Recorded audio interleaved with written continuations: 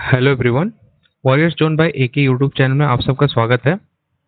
SSC CGL 2026 की जो हमारी स्पेशल क्लासेस चल रही थी, टेक्निकल फॉल्ट की वजह से उसमें कुछ दिनों से ब्रेक आ रखा था, तो आज से फिर से हम क्लास कंटिन्यू करने जा रहे हैं।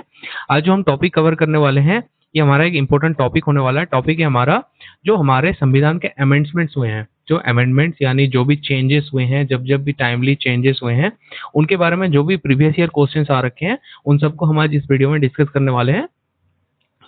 सबसे पहले हम डिस्कस करेंगे जो भी इसके प्रीवियस ईयर क्वेश्चंस हैं, जो सबसे ज्यादा बार एग्जाम में लगभग एक एक क्वेश्चन 3 बार 4 बार 5 बार एसएससी सीजीएल में पूछा जा चुका है, उसके ऊपर में हम डिस्कस करेंगे। सबसे पहला क्वेश्चन है हमारा, education is now placed under which list after 42nd amendment. जो हमारा 42nd यानी 42वां अमेंडमेंट हुआ था संविधान का यानी कॉन्स्टिट्यूशन का, उसके तहत एजुकेशन यानी शिक्षा को कौन सी लिस्ट में शामिल किया गया है। शिक्षा को कौन सी लिस्ट में शामिल किया गया है। ऑप्शन क्या है हमारे, state list, union list, concurrent list और जुडिशियल लिस्ट। तो शिक्षा को किस में शामिल किया गया है ना, कंकरेंट लिस्ट। कंकरेंट लिस्ट क्या है, ये ऐसा एक लिस्ट है जिसमें स्टेट और यूनियन दोनों का हिस्सादारी रहता है। तो कंकरेंट का मतलब होता है जहां स्टेट और यूनियन दोनों मिलकर काम करते हैं। शिक्षा एक ऐसा क्षेत्र है यानी एजुकेशन एक ऐसा फील्ड है जहां पे स्टेट और यूनियन को दोनों को मिलके काम करना होगा, एज पर हमारे संविधान का जो 42वां अमेंडमेंट हुआ था उसके तहत। ठीक है, नेक्स्ट क्वेश्चन में चलते हैं, नेक्स्ट क्वेश्चन की ओर चलते हैं। नेक्स्ट क्वेश्चन जो हमारा है, नेक्स्ट क्वेश्चन है, which of the following is true regarding Anglo-Indian representation in state assemblies। जो हमारे स्टेट असेंबलीज होते हैं, जो विधानसभा होते हैं, लोकसभा होते हैं, विधानसभा होते हैं, जो स्टेट के स्टेट असेंबली बोला है तो हम या तो विधानसभा या विधान सौध के बारे में समझेंगे। तो इसमें क्वेश्चन है हमारा, जो निम्न में दिए गए स्टेटमेंट्स हैं उनमें से कौन सा सही है, किसके क्षेत्र में ना, Anglo Indian representation. Anglo Indian representation क्या है, जो जब भारत कुछ अंग्रेज छोड़ के चले गए, जब हमें आजादी मिली, जो कुछ अंग्रेज इंडिया में सिटीजनशिप लिए थे, तो उनको एंग्लो इंडियन बोला जाता है। तो क्वेश्चन क्या है कि which of the following is true regarding Anglo Indian representation in state assemblies. जो हमारे स्टेट असेंबलीज हैं, स्टेट लेजिस्लेचर हैं, उन पे एंग्लो इंडियन के रिप्रेजेंटेशन को लेके निम्न में से कौन सा सत्य है। कौन सा सत्य है देखते हैं। The governor still nominates one Anglo Indian member to assembly. पहला ऑप्शन ये है कि गवर्नर अभी भी नॉमिनेट करते हैं एक एंग्लो इंडियन को असेंबली में जाने के लिए। सेकेंड ऑप्शन है, the provision was abolished by 42nd amendment. Option B क्या बोलता है, जो ये एंग्लो इंडियन रिप्रेजेंटेशन था, इसको 42वें अमेंडमेंट के तहत हटा दिया गया है। उसके बाद आता है कि the provision was abolished by 104th amendment, यानी 104 अमेंडमेंट के तहत, 104th अमेंडमेंट के तहत इसको हटा दिया गया है। और ऑप्शन डी क्या है, Anglo Indian members are elected through proportional representation. जो प्रोपोर्शनल रिप्रेजेंटेशन के तहत एक निर्दिष्ट संख्या के तहत जो इलेक्शन होता है उसके थ्रू ये जाते हैं। तो इसमें आंसर सही क्या है, the provision was abolished by 104th amendment. तो 104वां अमेंडमेंट जो कि 2006 में हुआ था, उसके तहत इसको हटा दिया गया है। कोई एंग्लो इंडियन रिप्रेजेंटेशन का कोई फिक्स कोटा नहीं है। आपको, अगर आप एंग्लो इंडियन हैं, आप कोई दिक्कत नहीं है, इंडिया के सिटीजन हैं, आपको इलेक्शन के थ्रू जीतना होगा, तभी आप स्टेट असेंबली में जा सकते हैं। लेकिन जहां भारत के लोकसभा की बात आती है, वहां पे 2 एंग्लो इंडियन का रिप्रेजेंटेशन भारत के राष्ट्रपति द्वारा रहता है। ओके, अब हम चलते हैं नेक्स्ट क्वेश्चन की ओर। क्वेश्चन नंबर 3, क्वेश्चन नंबर 3 है हमारा, by which constitutional amendment was education transferred to the concurrent list। कौन से कॉन्स्टिट्यूशनल अमेंडमेंट यानी कौन से कितने हुए संविधान के अमेंडमेंट के तहत एजुकेशन को कंकरेंट लिस्ट में शामिल किया गया। पहले ये यूनियन लिस्ट में था, अब इसको कंकरेंट लिस्ट में शामिल किया गया। अभी थोड़ी देर पहले किए हम क्वेश्चन नंबर 1 पे, कौन से कंकरेंट लिस्ट कौन से अमेंडमेंट में आई थी ना, 42nd अमेंडमेंट। कौन सा अमेंडमेंट ना, 42nd अमेंडमेंट, 42वां अमेंडमेंट के तहत एजुकेशन को कंकरेंट लिस्ट में शामिल किया गया है। Option A is the right answer. अब हम चलते हैं नेक्स्ट क्वेश्चन की ओर। क्वेश्चन नंबर 4, क्वेश्चन नंबर 4 है, which constitutional amendment act is often referred to as mini constitution। Question को पहले अच्छे से समझते हैं। क्वेश्चन हमारा ये है, कौन सा कॉन्स्टिट्यूशनल अमेंडमेंट एक्ट जो है जिसको हम मिनी कॉन्स्टिट्यूशन यानी छोटा संविधान भी कहते हैं, कौन सा अमेंडमेंट है, भारत में जितने भी अमेंडमेंट हुए हैं उसमें एक ऐसा अमेंडमेंट आया था जहाँ में बहुत सारे चेंजेस किए गए थे हमारे संविधान में, हमारे कॉन्स्टिट्यूशन में। तो वो जो अमेंडमेंट था, कॉन्स्टिट्यूशनल अमेंडमेंट था, उसको क्या कहा जाता है, मिनी कॉन्स्टिट्यूशन। तो आंसर क्या होने वाला है हमारा ना, 42nd अमेंडमेंट एक्ट 1976। लगभग 25 से 30 आर्टिकल में चेंजेस लाए गए थे, सबसे बड़ा चेंजेस यही था। तो इसको क्या बोला जाता है ना, मिनी कॉन्स्टिट्यूशन, एक छोटा संविधान बना दिया गया था लगभग। ठीक है, तो इसको अच्छे से याद रखेंगे। आंसर हमारा क्या होने वाला है, 42nd अमेंडमेंट एक्ट 1976। ये एक इंपॉर्टेंट क्वेश्चन है, एसएससी सीजीएल 2023 में भी पूछा जा चुका है। ठीक है, और 2017 में भी पूछा जा चुका है। बहुत इंपॉर्टेंट क्वेश्चन है, इसको अच्छे से याद रखेंगे। अब हम चलते हैं नेक्स्ट क्वेश्चन की ओर। नेक्स्ट क्वेश्चन हमारा होने वाला है, Which of the following was a major impact of 42nd amendment? निम्न में से कौन सा 42nd जो 42वां अमेंडमेंट हुआ था उसका एक मेजर इम्पैक्ट है हमारे संविधान के ऊपर? ऑप्शन चेक करते हैं। ऑप्शन ए है abolish directive principle of state policy, जो डीपीएसपी है हमारा, उसको एबोलिश कर दिया गया था। Extend the term of Lok Sabha introduce fundamental duties, जो लोकसभा की टर्म होती है उसको बढ़ा दिया गया था और फंडामेंटल ड्यूटीज को लागू की गई थी। ऑप्शन सी है introduce fundamental rights for citizens, जो सिटीजन की फंडामेंटल राइट्स है उसको लागू की गई थी। Reduce the term of Lok Sabha to 4 years, Lok Sabha कार्यकाल वो 4 ईयर को घटा दिया गया था। ये तो बिल्कुल भी नहीं है, ऑप्शन डी नहीं हो सकता। ऑप्शन सी देखते हैं, फंडामेंटल राइट्स, ये तो जब संविधान बना था 1950 से इसको शुरू कर दिया गया था। Abolish directive principle of state policy, ये कभी हट नहीं सकता। ठीक है, अब क्या बचता है, extend the term of Lok Sabha and introduce fundamental duties. 42वां अमेंडमेंट में क्या हुआ, लोकसभा का कार्यकाल एग्जैक्ट 5 ईयर नहीं होता है। जैसे अभी हमारा इलेक्शन लास्ट टाइम कब हुआ था ना, 2024 में। कब हुआ था ना, 2024 में हमारा इलेक्शन हुआ था। ठीक है, 2024 में जो इलेक्शन हुआ था, 2000, अब नेक्स्ट इलेक्शन कब होगा, 2029 में। अगर आप काउंट करेंगे 2024, 2025, 2026, 2027, 2028 और नेक्स्ट इलेक्शन होते होते क्या हो जा रहा है, 2029। वैसे तो हम बोलते हैं लोकसभा का कार्यकाल कितना होता है ना, 5 ईयर, बट ऐसे इलेक्शन के हिसाब से देखा जाए तो 6 ईयर हो जा रहा है। तो इससे में क्या किया गया था, 42वें अमेंडमेंट में इसका जो लोकसभा का टर्म था इसको कंप्लीट 6 ईयर कर दिया गया था। और फंडामेंटल ड्यूटीज, किसकी क्या ड्यूटीज है, उसको as a citizen, as a government, as a public servant कौन सी किसकी ड्यूटी है उसको भी लागू किया गया था। कब ना, 42वें अमेंडमेंट के तहत। ये भी एक इंपॉर्टेंट क्वेश्चन है, इसको याद रखिएगा। अब हम चलते हैं अगली क्वेश्चन की ओर। क्वेश्चन नंबर 6 जो है हमारा, क्वेश्चन नंबर 6 है, which amendment act replaced internal disturbance. एक इंपॉर्टेंट क्वेश्चन है, इसको अच्छे से ध्यान से सुनिएगा। Which amendment act replaced internal disturbance with armed rebellion in the context of national emergency. अच्छे समझने का क्वेश्चन कीजिएगा, बहुत सारे बच्चे इस पे गलत करके आते हैं। क्वेश्चन हमारा, कौन से अमेंडमेंट के तहत नेशनल इमरजेंसी के दौरान जो भी इंटरनल डिस्टर्बेंस नाम का वर्ड यूज किया जाता है, यानी जो इंटरनल डिस्टर्बेंसेस होते हैं, जो राइट्स होते हैं, दंगे होते हैं, उसको आर्म्ड रेवेलियन बोल के बोला जाने लगा। कौन से अमेंडमेंट से पहले इसको इंटरनल डिस्टर्बेंस बोला जाता था, इंटरनल डिस्टर्बेंस के तहत नेशनल इमरजेंसी लागू होती थी, बट बाद में एक हमारा अमेंडमेंट आया था, उसके बाद इसको आर्म्ड रेवेलियन बोला जाने लगा। कौन सा है ना, अच्छे से क्वेश्चन अच्छे से याद रखिएगा प्लीज, इसको अच्छे से याद रखिएगा, बहुत इंपॉर्टेंट क्वेश्चन है। आंसर है 44th amendment act 1978। National emergency के बाद ये जो अमेंडमेंट लाया गया, इसके तहत इंटरनल डिस्टर्बेंस को आर्म्ड रेवेलियन बोला जाने लगा। ठीक है, इसको अच्छे से याद रखिएगा। Option B 44th amendment act 1978 ये है करेक्ट आंसर। अब हम बढ़ते हैं अगले क्वेश्चन की ओर। क्वेश्चन नंबर 7 क्या बोलता है, देखते हैं। क्वेश्चन नंबर 7 है, by which amendment act voting age was reduced from 21 years to 18 years in India. कौन से कॉन्स्टिट्यूशनल अमेंडमेंट के तहत जो हमारा वोट देने का एज है उसको 21 साल से घटाकर 18 साल किया गया हमारे देश में? कौन सा है ना, 61st amendment act 1989 is the right answer, option A. ठीक है, 61st अमेंडमेंट एक्ट जो कि 1989 में हुआ था, उसके तहत जो हमारा वोट देने का एज था उसको पहले 21 साल हुआ करता था, उसको घटा के क्या कर दिया गया ना, 18 साल।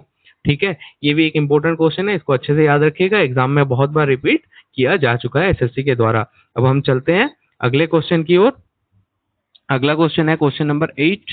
क्वेश्चन नंबर 8 क्या बोलता है ना, the 91st constitutional amendment, 91st constitutional amendment act 2003 is related to which of the following, निम्न में से किसके साथ 91st कॉन्स्टिट्यूशनल अमेंडमेंट एक्ट जो कि 2003 में हुआ था वो रिलेट करता है। ऑप्शन ए है limiting the size of council of members, no enhance की जो काउंसिल ऑफ मेंबर्स यानी कैबिनेट है उसका साइज को लिमिट कर दिया गया था। No enhancement of seat till 2026, 2026 तक कोई सीट बढ़ाई नहीं जाएगी। Bifurcation of national commission of SC ST commission को अलग अलग कर दिया गया था। Fixing Goa assembly strength at minimum 30, option D क्या बोलता है, गोवा असेंबली जो है उसके स्ट्रेंथ को 30 के अंदर सीमित रखने को कहा गया। तो 91st कॉन्स्टिट्यूशनल अमेंडमेंट एक्ट जो 2003 में हुआ था वो क्या हुआ था ना, काउंसिल ऑफ मिनिस्टर जो कि कैबिनेट है उसके साइज को लिमिटेड कर दिया गया था। एक सर्टन इतने ही मंत्री रह सकते हैं, ये नहीं पेट्रोलियम और नेचुरल गैस मिनिस्टर है तो पेट्रोलियम के अलग होंगे, नेचुरल गैस के अलग होंगे, नहीं, ये पेट्रोलियम और नेचुरल गैस को एक ही मिनिस्टर को दिया जाएगा। ऐसे करके बहुत से मिनिस्ट्री को ऐड कर करके जो काउंसिल ऑफ मिनिस्टर की साइज होती है इसको लिमिट कर दिया गया था। Option A is the right answer. अब हम आगे बढ़ते हैं क्वेश्चन नंबर 9 की ओर।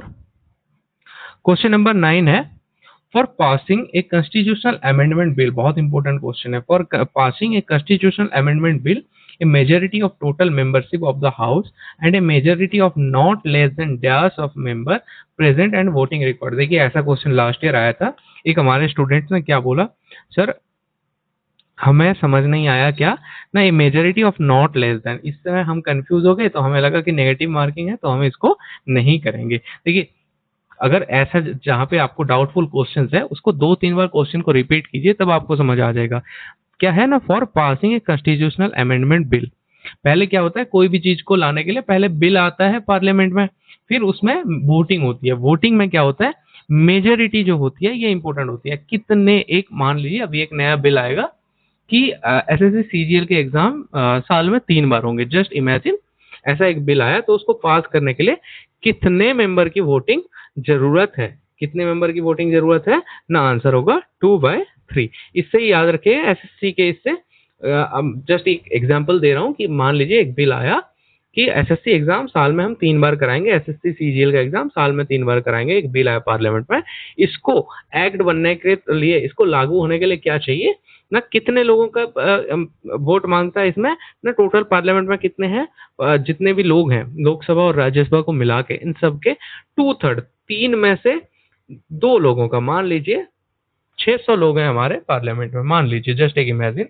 600 में से कितने लोगों का, 600 को 3 पार्ट में डिवाइड करें, 200 200 200, तो 400 लोगों की वोटिंग होगी तब जाके इसको मेजोरिटी मिलेगी। क्लियर, तो आंसर क्या होगा 2/3। Okay, option B is the right answer. अब हम आगे चलते हैं क्वेश्चन नंबर 10 की ओर। क्वेश्चन नंबर 10 क्या बोलता है, which constitutional amendment act made Sikkim a full fledged state of India, कौन सा कॉन्स्टिट्यूशनल अमेंडमेंट, कौन सा संवैधानिक अमेंडमेंट एक्ट सिक्किम को भारत का एक फुल फ्लेज राज्य का मान्यता देता है, कौन सा वाला देता है ना, 36 अमेंडमेंट एक्ट 1975, इसके तहत सिक्किम को भारत में एनेक्स किया गया था और एक फुल फ्लेज राज्य का मान्यता मिला था। इंपॉर्टेंट क्वेश्चन है, 36 अमेंडमेंट एक्ट बहुत कई बार एग्जाम में पूछा जा चुका है, 2018, 2022 और 2024 में पूछा जा चुका है। इंपॉर्टेंट क्वेश्चन है, याद रख लीजिएगा। ठीक है, क्वेश्चन नंबर 11 की तरफ चलते हैं। क्वेश्चन नंबर 11 है, which amendment subject requires rectification by the at least half of the state legislature in addition to special majority approval by parliament before becoming effective under article 368 of part 2। Question देखते ही बच्चे इसको छोड़ देते हैं, कौन जाए इसमें इतना सर दर्द करना, टाइम वेस्ट होगा, लेकिन यही जो क्वेश्चन है ना ये मार्क्स लाते हैं। क्वेश्चन बड़ा है बट आंसर बहुत सिंपल है। क्वेश्चन क्या है, कौन सा अमेंडमेंट सब्जेक्ट रिक्वायर करता है कि स्टेट लेजिस्लेचर जहां आया, ये समझ लीजिए कौन सा कोई एक बिल पास करने के लिए, कुछ सर्टन बिल होते हैं जिसको पास करने के लिए पार्लियामेंट के साथ साथ सारे स्टेट के लेजिस्लेचर के कम से कम 50% लोगों का वोट चाहिए होता है। मान लीजिए अभी फिर से वही रिपीट करते हैं, SSC एग्जाम्स के साथ स्टेट SSC के भी जो एग्जाम होते हैं, ठीक है, उसको भी साल में 3 बार करवाने के लिए एक बिल आता है, उसको पास सिर्फ पार्लियामेंट करेगा तो नहीं होगा, क्योंकि स्टेट के भी एग्जाम्स हैं। तो उसके लिए क्या है, स्टेट के जो मान लीजिए हम, मेरा स्टेट उड़ीसा है, उड़ीसा में 147 टोटल मेंबर ऑफ लेजिस्लेचर हैं, एमएलए हैं, ठीक है। इनके 50% लोगों का भी वोट उसमें चाहिए। भारत के जो लोकसभा राज्यसभा के 2/3 के साथ साथ इनका भी 50% आप कर लीजिए, जितना होगा उनका भी वोट चाहिए, तब जाके वो आर्टिकल 368 पार्ट 2 के तहत उसको वैधता लागू होगी, उसको लागू किया जाएगा, ठीक है। तो ये कौन से क्षेत्र में जरूरत पड़ती है, कौन से क्षेत्र में जरूरत पड़ती है ना, कौन से क्षेत्र में जरूरत पड़ती है, अच्छे से देख लीजिए। क्रिएशन ऑफ न्यू स्टेट बिल्कुल नहीं, इसमें सिर्फ केंद्र की मान्यता चाहिए होती है। Change in union list, official language ये भी यूनियन के हाथ में आता है। फॉर्मेशन ऑफ म्युनिसिपैलिटीज ये स्टेट के हाथ में आता है। तो क्या आता है, चेंज इन यूनियन लिस्ट, जो यूनियन लिस्ट में कोई भी चेंजेस लाने के लिए स्टेट लेजिस्लेचर का भी वोट चाहिए होता है। एमएलए के भी वोट यहाँ इंपॉर्टेंट होते हैं, ठीक है। एक इंपॉर्टेंट क्वेश्चन है, इसको भी नोट कर लीजिएगा, एग्जाम में कई बार पूछा जा चुका है। अब हम चलते हैं अगले क्वेश्चन की ओर। क्वेश्चन नंबर 12 है, the 42nd constitutional amendment act, 42nd constitutional amendment act 1976 is often refer to as, जो 42वां कॉन्स्टिट्यूशनल अमेंडमेंट एक्ट था 1976 का, उसको दूसरे किस नाम से हम जाने जाते हैं, अभी पढ़ के आ रहे हैं, इसको क्या बोला जाता है, मिनी कॉन्स्टिट्यूशन, छोटा संविधान इसको बोला जाता है, ठीक है। ये मैग्ना कार्टा का मतलब होता है जो फ्रांस का कॉन्स्टिट्यूशन है। सोशलिस्ट अमेंडमेंट ये रसिया का है। जुडिशियल अमेंडमेंट ये जुडिशरी के ऊपर रहता है। तो 42nd हुआ कॉन्स्टिट्यूशनल अमेंडमेंट एक्ट को हम क्या बोलते हैं, मिनी कॉन्स्टिट्यूशन बोलते हैं। Option D is the right answer, कई बार एग्जाम में पूछा जा चुका है, ये भी एक इंपॉर्टेंट क्वेश्चन है। अब हम आगे बढ़ते हैं क्वेश्चन नंबर 13 की तरफ। क्वेश्चन नंबर 13 है, which of the following constitutional amendment removes the right to property from part 3, कौन से कॉन्स्टिट्यूशनल अमेंडमेंट के तहत पार्ट 3 जो कि फंडामेंटल राइट्स है उनमें से राइट टू प्रॉपर्टी, कोई भी एक प्रॉपर्टी का जो राइट था उसको हटा दिया गया है, कौन से कॉन्स्टिट्यूशनल अमेंडमेंट के तहत ना, 44th अमेंडमेंट जो कि 1978 में हुआ था। इसमें जो हमारा फंडामेंटल राइट्स है जो पार्ट 3 में आता है, इसमें से राइट टू प्रॉपर्टी को हटा दिया गया था, ठीक है। Option B is the right answer, बहुत इंपॉर्टेंट क्वेश्चन है, इसको याद रखिएगा। आगे बढ़ते हैं क्वेश्चन नंबर 14 की ओर। क्वेश्चन नंबर 14 है, which of the following constitutional amendment is known for introducing anti defection law। सबसे पहले समझिए एंटी डिफेक्शन लॉ क्या होता है ना। एंटी डिफेक्शन लॉ होता है to curb the practice of political defections. जो पॉलिटिकल पार्टी होते हैं वो क्या करते हैं, जो सत्ता में रहती है वो अपनी मर्जी से सब कुछ करती है, ठीक है। तो उस पे थोड़े से सुधार लाने के लिए, उस पे जो कि मतलब जैसे मान लीजिए मैं कोई एक मिनिस्ट्री देखता हूँ, मैं अपने मान लीजिए मैं एजुकेशन मिनिस्टर हूँ या फिर मैं कोई और मंत्री हूँ, तो मैं अपने घर वालों को, अपने रिश्तेदारों को, अपने पर्सनल गेन के लिए उनको यूज करता हूँ, उनको पावर देता हूँ। तो उस चीज को रोकने के लिए एंटी डिफेक्शन लॉ लाया गया। ये कौन से कॉन्स्टिट्यूशनल अमेंडमेंट में लाया गया ना, 52nd अमेंडमेंट एक्ट 1985। 52nd जो 52nd 52वां अमेंडमेंट एक्ट जो कि 1985 में पास हुआ था, उसके तहत एंटी डिफेक्शन लॉ लाया गया, जिसके तहत कोई भी राजनेता, कोई भी पॉलिटिकल पार्टी का लीडर अपने पर्सनल गेन के लिए कोई हर काम ऐसे नहीं कर सकते, ठीक है। ये भी एक इंपॉर्टेंट क्वेश्चन है, इसको याद रखिएगा। अब हम चलते हैं नेक्स्ट क्वेश्चन की ओर। नेक्स्ट क्वेश्चन है, which of the following amendments created the tribunals under article 323A and 323B। सबसे पहले समझिए ट्रिब्यूनल्स क्या है। ट्रिब्यूनल्स क्या है, कोई भी दो स्टेट के मैटर में, कोई भी दो स्टेट के मैटर में या कोई भी यूनियन के मैटर में कोई दिक्कत आता है तो उसके इंक्वायरी के लिए गवर्नमेंट ऑफ इंडिया यानी भारत के राष्ट्रपति क्या करते हैं, आर्टिकल 323A और 323B के तहत ट्रिब्यूनल बनाते हैं, जिसमें सुप्रीम कोर्ट के एक रिप्रेजेंटेटिव रहते हैं, मेंबर ऑफ लेजिस्लेचर के 2 रिप्रेजेंटेटिव, मेंबर ऑफ पार्लियामेंट के 4 रिप्रेजेंटेटिव रहते हैं। एक ट्रिब्यूनल बनती है 5 से 7 लोगों का। कुछ सेक्रेटरीज इसमें नियुक्त किए जाते हैं जो फाइनली डिसाइड करते हैं। आप जैसे एक मान रखें, अभी उड़ीसा और छत्तीसगढ़ के बीच में महानदी को लेके जो ट्रिब्यूनल बना हुआ है, उसको एग्जांपल ले सकते हैं। तो क्वेश्चन हमारा ये है कि कौन से अमेंडमेंट के तहत ट्रिब्यूनल क्रिएट करने का पावर आर्टिकल 323 और 323B के तहत दिया गया, कौन से ना, 42nd अमेंडमेंट जो कि मिनी कॉन्स्टिट्यूशन है, 42nd अमेंडमेंट एक्ट 1976 के तहत इसको ऐड किया गया कि कोई भी स्टेट और यूनियन के मैटर को सॉल्व करने के लिए भारत सरकार ट्रिब्यूनल बना सकते हैं। तो अभी एक इम्पोर्टेंट बात ये आता है, आज का जो सेशन है ये हमारा अमेंडमेंट्स के ऊपर में, जो हमारे कॉन्स्टिट्यूशनल अमेंडमेंट हुए हैं उसके ऊपर में इंपॉर्टेंट क्वेश्चन हमने ये डिस्कस किया। ये जो 15 क्वेश्चंस हैं, इनके सिवा लास्ट 15 साल में कोई भी एक्स्ट्रा क्वेश्चन अमेंडमेंट के ऊपर से नहीं आए हैं। यही 15 क्वेश्चन हर साल रिपीट होके आए हैं। थोड़ा सा क्वेश्चन में चेंजेस ईज को, आर्म वॉच को वेयर करके आया है, बाकी रेस्ट ऑल सेम है। इन 15 के सिवा कोई भी एक्स्ट्रा क्वेश्चन नहीं है। आप प्रीवियस ईयर क्वेश्चंस उठा के देख सकते हैं। फिर से आपको बताता हूँ, अगर वीडियो आपको पसंद आई हो तो चैनल को प्लीज सब्सक्राइब कीजिएगा, वीडियो को लाइक कीजिएगा, और आपके फ्रेंड सर्कल में जो भी एसएससी सीजीएल 2026 के लिए प्रिपेयर कर रहे हैं उन सब के बीच में शेयर कीजिएगा। ऐसे important classes warriors zone by AK आप सबके लिए एवरी डे लेके आ रहा है। तो हमारे साथ जुड़े रहिए और अपने कैरियर को सक्सेस बनाइए। That's all, thank you.